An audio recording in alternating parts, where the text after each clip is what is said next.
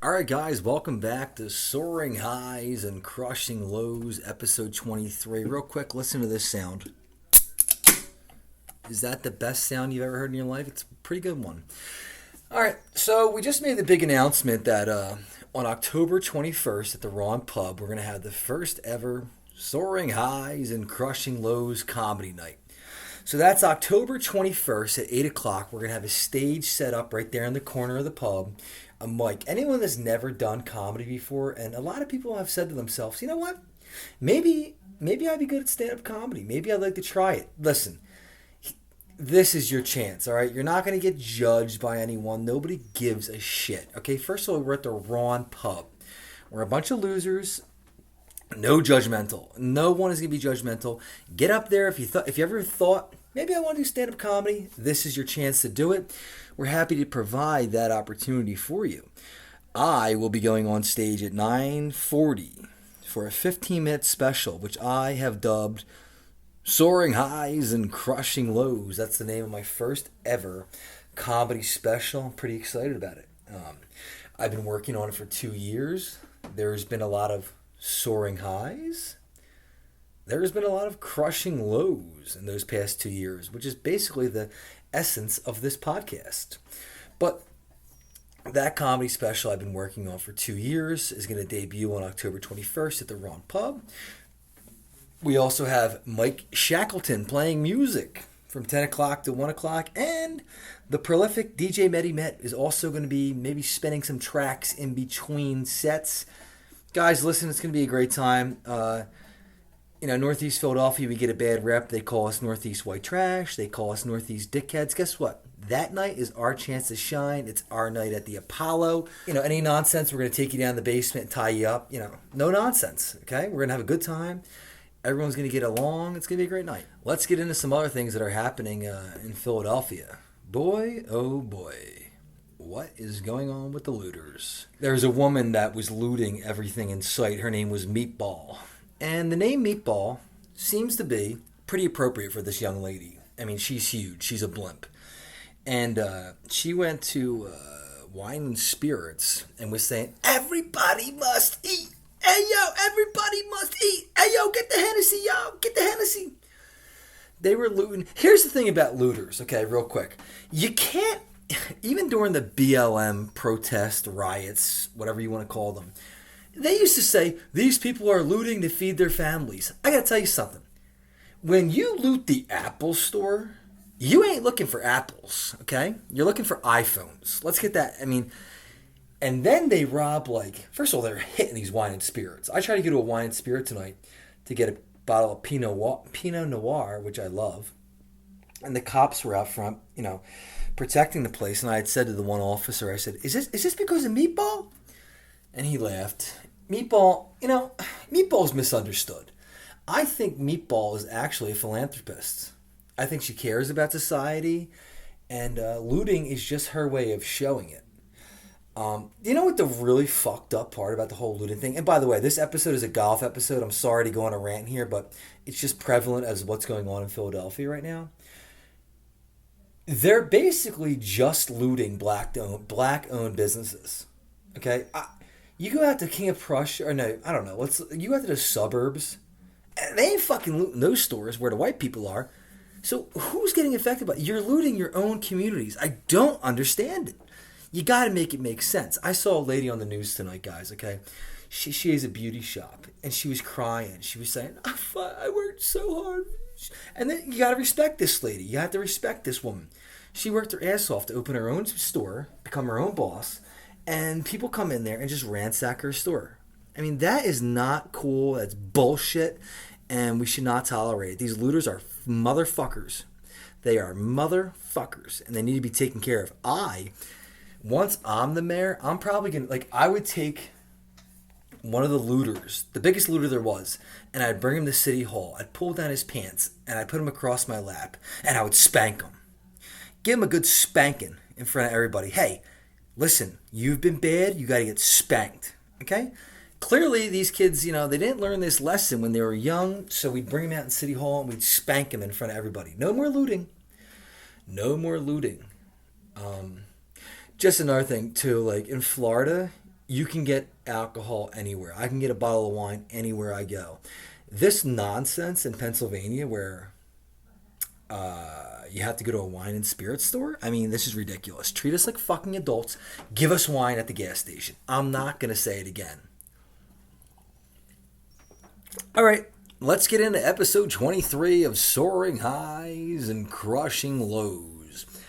Today's episode is based on golf etiquette. And before I get into the golf etiquette episode, I have to tell you an embarrassing story that happened on the golf course last week. And if Tony Smith is listening, hello, Tony Smith. Tony Smith is in this story. Here's what happened. My dad asked me to go golfing with him.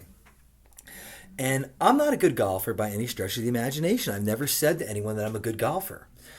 I enjoy golf, but I'm not good at it. Okay? Anyway, I go golfing with my dad. And I hit a shot, decent drive, but it's in the trees. Okay? It's in the trees.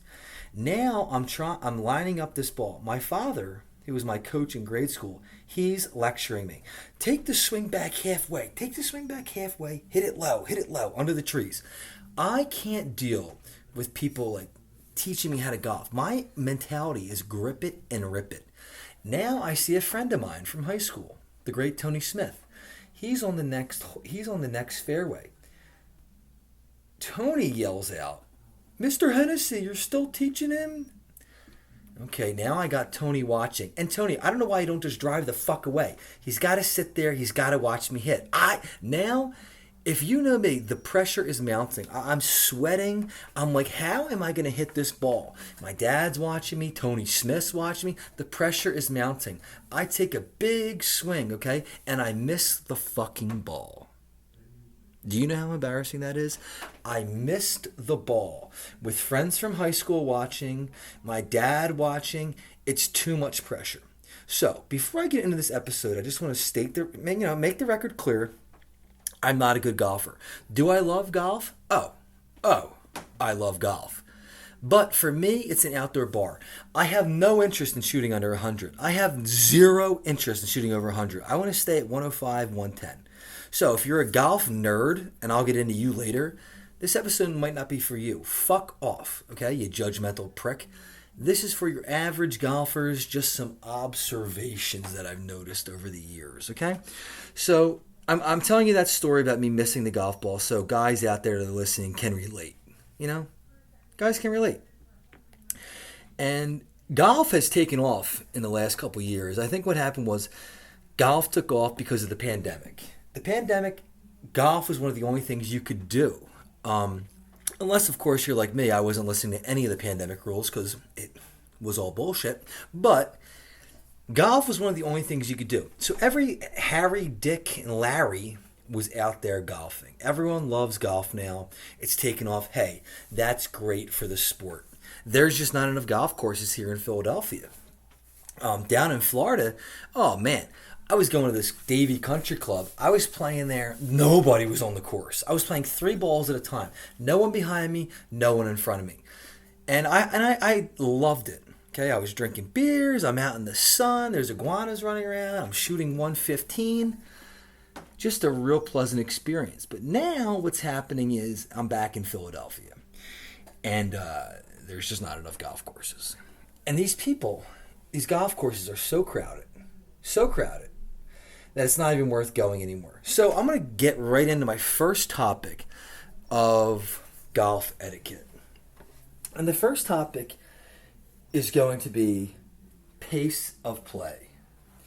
When you are with a foursome, it should probably take you, I'm going to be generous here, for all 4 of you to hit the ball, find the ball, move on. I'm going to say 23 minutes. 23 minutes is how long you should be done. Actually, fuck that. 20 minutes flat. These guys that are out there, and this is what annoys me the most, is when you're in a public course and dudes are just like looking for the ball for a half hour. Dude, it's gone. The ball's gone. Drop another one. Nobody cares. Drop another one. Nobody cares. Drop another one. They won't do it. No, I'm going to find the ball. Fuck that. Move the ball out and hit the ball. Pace of play is so important. So my first topic is what I'm suggesting is a shot clock. We need to implement a shot clock on public golf courses. Now, private golf courses, to each their own, we'll get into that later. Public golf courses, I'm talking about your John F. Burns, I'm talking about Melrose, I'm talking about Juniata. We need a shot clock. So that means if four guys go up to the tee and they don't finish in 20 minutes, get the fuck off the course. We need to keep these motherfuckers moving, okay? Guys, you're not on the PGA Tour, okay? You're playing 3 or 4 times a year. Have fun. Golf is fun, okay? Have fun. You're not good. And by the way, I'm saying this, and I told you this story earlier, I'm not good either. I missed the ball, okay? You got to keep it moving. Get better on your own time. Philadelphia golf is so stressful. Everywhere you go, I mean, you just cannot get away from the crowd. And it's becoming a problem. So the shot clock, I think, resolves a lot of these problems. Like, dude, finish the fucking hole. And then you got, like, all 4 dickheads on the green. Putting. Dude, pick it up, okay? Pick it up and go to the next hole. There's 18 of them, guys. There's 18 of them. The first hole in golf is the most stressful hole on the entire planet. You got the people at the clubhouse watching you. It's your first swing of the day. Dude, my advice is get in and out of the first hole. Doesn't matter. Find your groove around 4 or 7. So that's my first rant, is on pace of play. You guys got to pick it up. I mean, you have to pick it up. I ain't trying to be out there for 5 hours. And some make the argument to me, well, dude, you don't care. You just get up there and hit the ball. Relax. Here's what I'm telling you. Should it take you more than 30 seconds in your practice swings? Dude, get up there, right? Take a practice swing, look down the fairway. Where do you want to hit it? It's not going to go that way, but where do you want to hit it? Get up there, take another practice swing, take a deep breath, then hit the fucking ball. Why is that taking more than 30 seconds? Why is that taking more than 30 seconds for some of you jerk-offs? So, shot clock on public golf courses is my first suggestion. Now, let's talk about golf attire. I was down in Fort Lauderdale last Thanksgiving, and I did not know we were going to a golf course, so I had jeans and a t-shirt on. I could not have felt more like a jerk-off. I'm like, everybody hates me. Everybody here hates me because I'm wearing jeans on the golf course. And guess what? They have good reason to hate me. But in my defense, I didn't know I was going to the golf course. It was one of those last-minute things. We went. I was mortified. Now, I tell you that to tell you this. There's 2 different types of golf courses, okay? There's a really nice course where I think, please just put on a nice collared shirt, put on the pants, buckle, have the belt, everything tucked in, look sharp, look professional. That's just what you should do on a golf course. Now, there's other courses like Juniata in Philadelphia where it's $30, okay? The flag poles at the golf course are PVC pipes. Do you need to dress up the way you would if you were going to say, let's play a Trump golf course? No. The answer is no. But I was playing Juniata last week, and I came across a gentleman who was wearing jean shorts, no shoes, and a wife beater. Guys, we have to have a little bit of respect for ourselves. We have to have a little bit of respect for ourselves. And here's the argument. Someone said to me, dude, are you really bitching about people's outfits at Juniata? Yes, I am. Yes, I am. If we're going to keep golf, if you want to expand the game of golf and let every Joe Schmo get out there on the course, guys, you got to have a little bit of respect. You have to have a little bit of respect for the game. And at Juniata, here's what I'm asking. Wear a shirt with sleeves. Okay? You should not be on the golf course golfing without sleeves. Fellas, we're not laying concrete. We're playing 18. Dress the part, okay? Would you go to a basketball game wearing jeans? No. You would not play basketball wearing jeans. So when you're playing golf, even if you're at the worst course in the world, please dress appropriately. And like I said, we're not asking much. Put on a pair of sleeves. I'll even accept the t-shirt. All right, now here's one thing about golf, and this is my biggest problem. Probably my biggest pet peeve on the golf course, and maybe you guys have seen this. You'll be golfing, and you'll see a dude playing golf with a woman in his golf cart that is not golfing. Ladies, I'm doing everything I can to help you out here as a gender, as a group of people. If you are going with your boyfriend to watch him play golf while you sit in the cart, get a fucking play. Play. Do not go there and sit in the car. It's so annoying. And by the way, if your boyfriend's not saying to you, hey babe, come out and take a few strokes, he's an asshole. He's an asshole. He's a misogynistic asshole.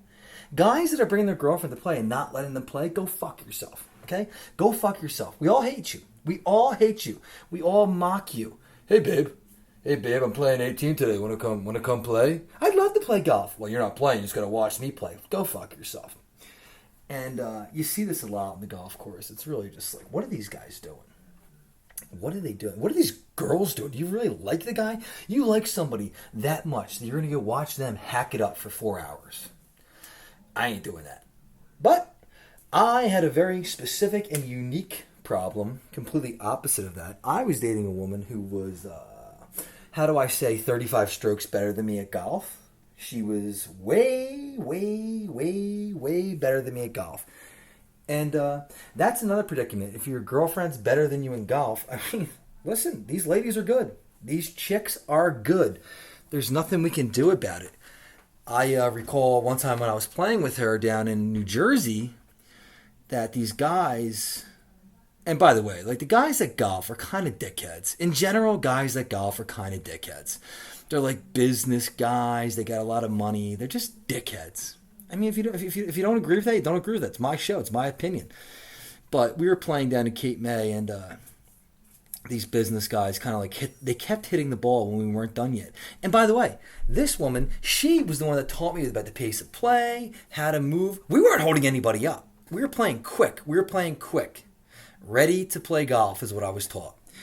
And they just kept hitting the balls to us.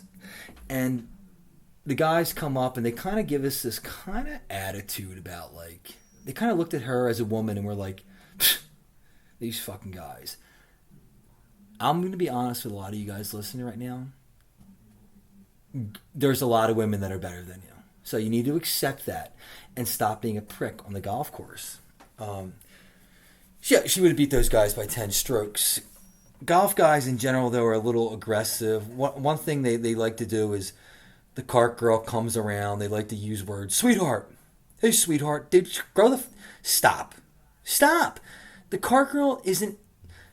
The cart girl's not interested in you guys. I don't... First of all, I never even talk to the cart girl. You know why? Because I bring my own beer. I sneak it in. I'm never, ever not going to bring my own beer. So leave the cart girl alone. She does not want to have sex with you. She doesn't want to talk to you. Get a beer and get out of there, you losers. You know, golf guys they're kind of pretentious pricks. If you're going to bring your girlfriend golfing, let the girl golf. Let her have some fun and play some golf. If she stinks, however, which I stink too, but if she stinks, you tell her, hey babe, just don't worry about it. Whack it.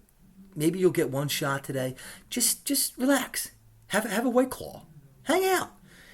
Let her hit the ball. Don't sit there and let your girlfriend sit in the golf cart. Like, well, what the fuck is that? All right, and I'm going to break now to tell you, it's not a rant about golf, but I'm golfing on Mother's Day, not this year, the year before. And it's my first time experiencing spring in South Florida, and it was hot. And I made the mistake of not bringing any water, and I only brought beers, and I brought a joint. So on the third hole, I smoked this joint. And I had about two beers in me. I am stoned beyond belief. Okay? Do you know the kind of stoned where you're like, what exactly am I doing here? I'm trying to hit this little ball. Am I going to get it off the ground? How am I going to hit this ball? The ball's standing still. I'm really high. I'm stoned. And I'm just trying to all right, relax. It's 1,000 degrees. It's Mother's Day. And I was by myself. I golfed a lot by myself down there. I was a complete loser. I played 50 rounds by myself. And I enjoyed them. Anyway, I'm playing golf on Mother's Day, and I'm stoned out of my mind, and I get to this hole, right? I hear a this girl is running. This girl is screaming as if someone is attacking her. I look over. There is a man. He looked like his name was Chad. Okay, you getting a visual here? He is punching this woman, fucking rocking her. I mean, smoking her in the back of the head. I'm like, oh my god, oh my god. I'm like, oh my god, is this happening? Is this happening? Is this really happening? So like, I kind of run over. I'm like, dude, you gotta stop. You gotta stop. You gotta stop. The girl, she's bleeding from her head. She gets up. She's running. Help! Help! The neighbors are out. This guy, he makes eye contact at me. I'm like, ah! I run. Now I'm running away from him. He's this guy's gonna kill somebody. He's fucking nuts. He's committing domestic violence, and now he sees me. You know, I interrupted it. Am I a hero? Maybe. But I'll tell you one thing: I can't fight, and I was not fighting that guy. The girl runs onto the green, onto the fairway. She's running for her life. The other guy, golfing behind me, he comes up, picks her up in the golf cart, scoots her away. And after that, I just went home, guys. That's the craziest story I have on the golf course. I refer to it as the Mother's Day Massacre. And it was scary. It was really frightening. And I hope that the woman got away with that guy. Got away from that guy, because Jesus Christ, dude, calm down. It's Mother's Day. Have a drink, would you? But that was the craziest thing that's ever happened to me on the golf course. I digress here. I'm sorry, guys. Long story short, golfing is like this. If you're like me, I'm out there because I'm an alcoholic, and golf to me is an outdoor bar. It's fun to get out there with your buddies and hit the ball and just relax. Don't be telling people that aren't interested golf tips. I've played golf over 150 times in my life. I'm not getting better. I don't want to get better. I'm just out there to have fun. Okay? Can't afford therapy. Golf is my therapy. So you gotta leave people like that alone. Please, fellas, wear shorts and a collared shirt. Is that too much to ask? Collared shirt? And, stop lying about your score. That's the other thing. I got guys like, I shot a 95 one time, and it was the greatest round of golf I ever played. Something was wrong. I was like, something's off here. Every shot was good, but I shot a 95. That was the best I ever shot. I got guys that have never played golf before telling me, yeah, dude, I played last week for the first time. I shot a 103. You didn't. You didn't. Here's the thing, guys. If you're shooting and you're losing like 3 balls, stop keeping score. I encourage this for a lot of people. Stop keeping score. Just get out there, have a few drinks, take a few hacks. Stop keeping score. Not a big deal. Just get out there and have fun. And like I said, the other thing is this. The woman that I was at, her brother was like the greatest golfer I've ever seen. Okay, this guy should be on the PGA Tour. If you've ever gone golfing with someone who is as talented, just to be someone that played in high school, someone that played in college, you're not on the same level as these people. Okay, don't try to be. They've been doing this for a while. They're very fucking good. We're out there for a totally different reason. Okay, I'm talking about the middle class, average Joe golfer. We're just out there to take a couple hacks. And let me tell you something. Go out golfing with someone that's really good. Humble yourself. Humble yourself. You go out golfing with these guys and you think to yourself, am I playing the same sport? These guys, they're not losing any balls. Okay, they're shooting in the 80s. They're just very talented. Respect the sport and just have fun. And also let your girlfriend play. And girlfriends out there, stand up for yourself, okay? Go do something else. Tell this jerk off. Oh, you're going to play golf? That's great. I'm going to go, go do what you like to do. I don't know what it is that you like to do, but don't sit there for 4 hours and watch some jerk off hack it up on a golf course. That's just not a way to live your life. All right, guys, I'm going to wrap it up here. Episode 23, that concludes my golf episode. Some rants, some thoughts. Yeah, October 21st is comedy night. Listen, this is going to be the end of episode 23 of Soaring Highs and Crushing Lows. And please like and subscribe if you have not done so already on Spotify. I would greatly appreciate it. Thanks, guys, and see you next time.